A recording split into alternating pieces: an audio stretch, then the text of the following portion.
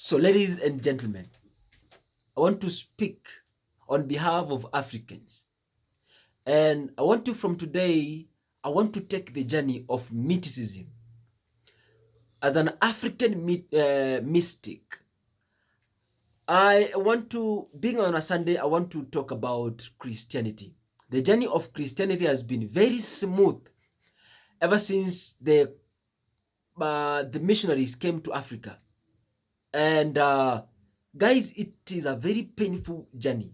Okay, it's a painful story to hear that when the missionaries came to Africa, when the explorers came to Africa, they saw Africa full of resources, full of minerals, black people living in the forest, living with animals, and it was so harmonious because the animals were not wild. They were not, uh, you know, uh, dangerous or harming the people.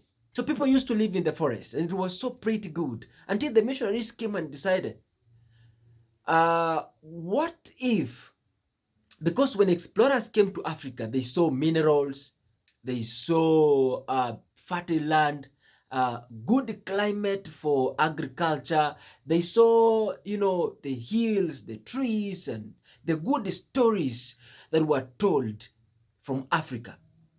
So when they saw that, they went back to reorganization. I'm talking about this because today is on a Sunday. And being on a Sunday, we want also to explore the journey of Christianity, on how it all came to existence, where we are, where we have come from, where we are, and where we are probably going. So when explorers went back, they shared the stories about Africa. They said Africans, they live in the forest. That's why they named Africans, they mistaken Africans to be monkeys.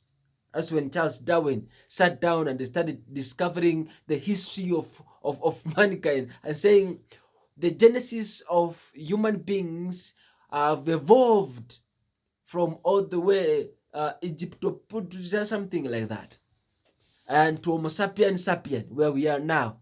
So it's a monkey that evolved. That is according to Charles Darwin. So when the explorers went back to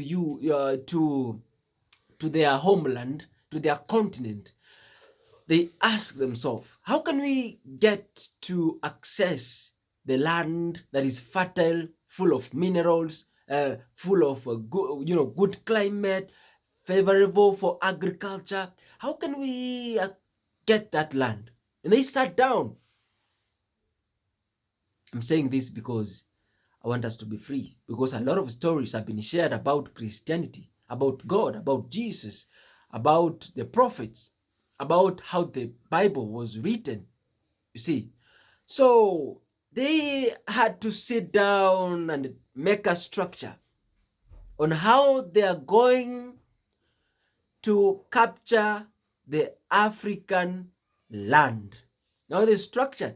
What did they do? They sent the so-called the missionaries. What was the function of the missionaries? They came to Africa in the name of spreading the gospel. Remember, in Africa, there was a way we used to believe. We had sacred places that when we go there and raise our intentions to the highermost, to the impossible, to the endless, to the omnipotent powers, miracles used to happen. If rains have stopped for a long time, people would go to the sacred places, sacred trees, and raise their hands up and speak certain statements, and rain could come. Same case, if rain goes non-stop, one old man who was trusted go to that sacred place and speak certain statements, and rain could stop. So if there was famine, if there was an outbreak of diseases, that is how they used to control things. So when the explorers have discovered what was in Africa, they sent the missionaries to do what? To weaken the God of Africa. And how was that possible? once people are weak, that was the plan on the table by the invaders, by the imperialists, by the capitalists.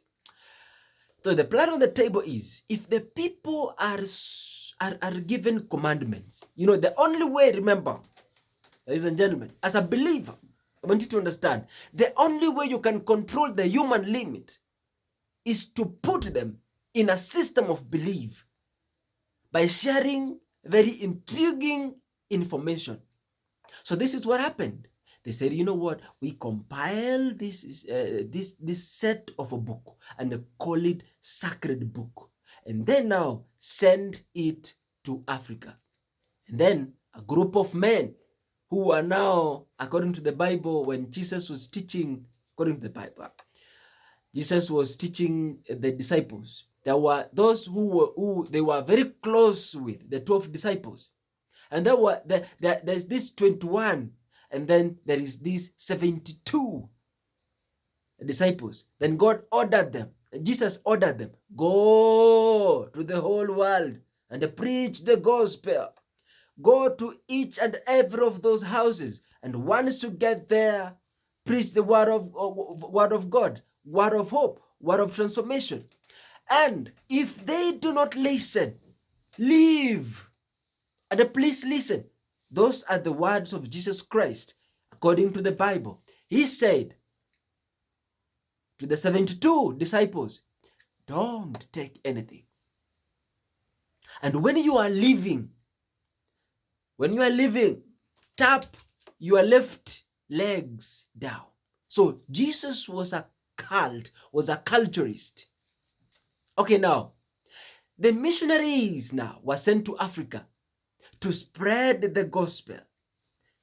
Before I continue, I want to ask a question. Who told them that we needed a good news? Because in Africa, there were no chaos. We were not fighting. We were not hating each other. There was no interclan conflict. There was no division. So my question is, what conspired the missionaries to come to spread the good news to Africa when there was no chaos in Africa? Very controversial paradox. Now, as an African mystic, I have to share this to a listening ear to understand the journey of Christianity, how it all began, where it is, and where we are probably moving to. Now, when the missionaries when they reached Africa, they started by teaching one after another. So the only strategy we can win the Africans is to teach one person who is going to translate, because they could not speak the language of Africa. So in every region, because Africa is really big, is a giant of the universe. So when they came, they were teaching from region to region, one man after another, teaching them the Bible, teaching them the beliefs, teaching them the rituals of Christianity. Now, they used the same people they have taught to spread this gospel to the rest of the people. So let me assume that Muzungu could speak in English just like the one I'm speaking today, and the black man could translate it to the rest of the people to understand what the Mzungu is saying. Remember, it was foreign. It was something that was unusual for Africans to see a white person come in. It was, who is this person? Who is this person? The one, what is he saying? What is he saying? Is there a better way we can live? Now, they started showing the Africans as a better way to live by building houses, teaching them some skills, some art and craft. And okay, there's a new way to live. There's a new way to live. So they continued mobilizing one by one Africans until the so-called gospel is a Sunday, guys. So until the gospel could reach to the whole Africans. They brought Bibles to Africans. They made a translation. They translated the Bible to each and every tribe, from English to Kiswahili, to Kijaluo, to Kikuyu, to Meru, to Kisii, to Kalenjin, to Luya, to Turkana, to Masai, to Kamba, to Embu, to every tribe, to Luganda, to Rwandi, every tribe, to French. The Bible was greatly translated and greatly distributed. So the people read the Bible. It was a new thing. They introduced informal education where they're teaching people gathering and being taught. Now building churches, building places or new sacred places for those missionaries now, and telling the Africans, the God you are worshiping is not a right God. This God has done the miracles. Our God, remember, they're selling their God to Africa. Now they started telling people, destroy the sacred places, destroy your culture. Now have a new culture of Abraham, Isaac, the genealogy of Jesus. You understand what I'm saying? Simba wa Yuda, David. Follow this kind of culture. You are saved by grace because you didn't know this kind of gospel. Now, the story continues. You know the story how it is. Now, the Africans destroyed their sacred places. The Africans left their cultures. They started singing in the language of the invaders, singing and speaking the language of the missionaries. Before the Africans noticed, the Bible was on their hand and the land was in the hands of the invaders.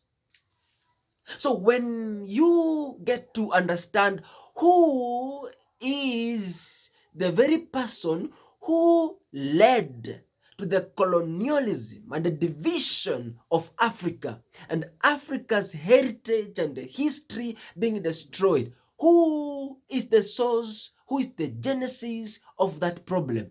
The one who was spreading the gospel, the one who was selling Jesus, the one who was selling God to Africa. And Africans, without noticing, their minds were captured. Even today, our minds are still captured. Things are really difficult in the nation, but we're praying to God. China, things are difficult. They go back to the drawing board. Very controversial. The God of Africa is asleep.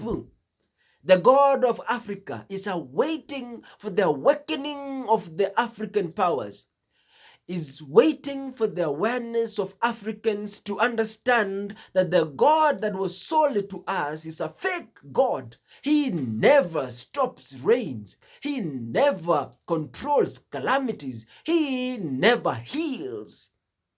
In those ancient times, in the ancient times of Africa, our African God was able to do miracles. And that, I want you to understand, since then, we have been controlled, invaded.